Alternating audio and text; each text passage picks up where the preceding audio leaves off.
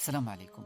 جربت انك تطبع قبلة على جبين انسان توفي مات، كانت بينك وبينه مشاكل وبينك وبينه خصومات وبينك وبينه زعل؟ قبل ما احكي اي شيء تاني لطفا تبع معي هاي الصورة. دققت فيها النظر؟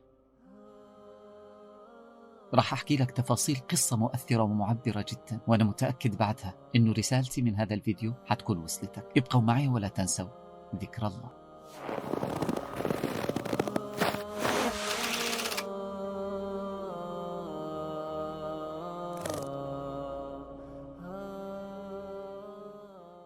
هاي قصة لرجل عجوز كان كل يوم بيشكو من شخير زوجته في الليل عندما تكون نائمة، وعندما كانت تستيقظ كان يقول لها: صوت شخيرك مرتفع، لكنها كعادة النساء كانت تنكر ذلك. جت ببال زوجها الرجل العجوز، جت بباله فكرة أن يقوم بتسجيل فيديو لها حتى يثبت لها صحة قوله بأن صوت شخيرها في كل ليلة مرتفع. وبالفعل جاءت اللحظة الموعودة، فعلا قامت بالشخير، فقام بتصوير فيديو لها وهي تشخر ليلا. في صباح اليوم التالي استيقظ نشيطا وكله ثقة. خلاص جيت هاي المرة بالدليل الدامغ، لن تستطيع زوجتي أن تنكر. يا فلانة قومي شوفي نفسك وأنت تشخرين في الليل. حاول أن يوقظها مرة، مرتين، 3 مرات، لكنها لم تستجب. يا فلانة زوجتي العزيزة قومي استيقظي جاء الصباح. لكنها للأسف ما ردت. حركها للمرة الأخيرة ثم اكتشف أنها قد فارقت الحياة. زوجته ماتت. هذا الفيديو إلقاء صوتي ومونتاج سامح دلول، حصريا في قناة عالم جميل في موقع اليوتيوب. لا تنسى ذكر الله.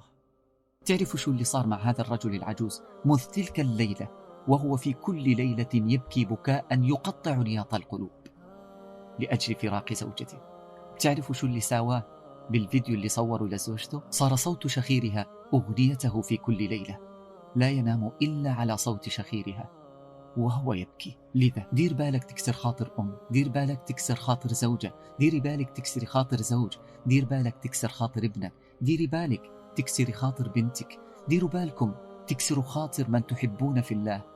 فربما تأتي لحظة تستيقظ على إثرها من النوم فلا تجده معك في هذه الحياة. عندئذ لن تبقى لك سوى ذكراه الحزينة. أحبتي، جودوا بالحب، احفظوا العهد، عيشوا أجمل اللحظات، فوالله الذي لا إله إلا هو إن الشوق بعد الموت لا يطاق أبدا.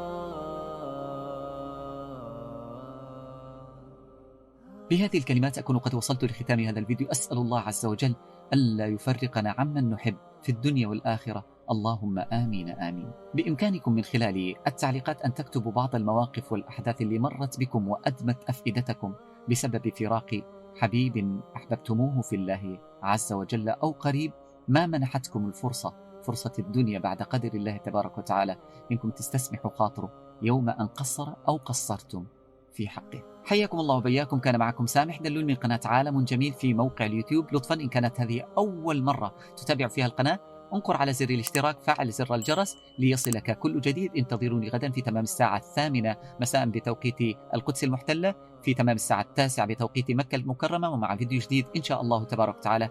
هذه تحياتي لكم في الختام، دمتم بود، لا تنسوا ذكر الله، لا تنسوا الصلاة على رسول الله صلى الله عليه وسلم، والسلام عليكم ورحمة الله تعالى وبركاته.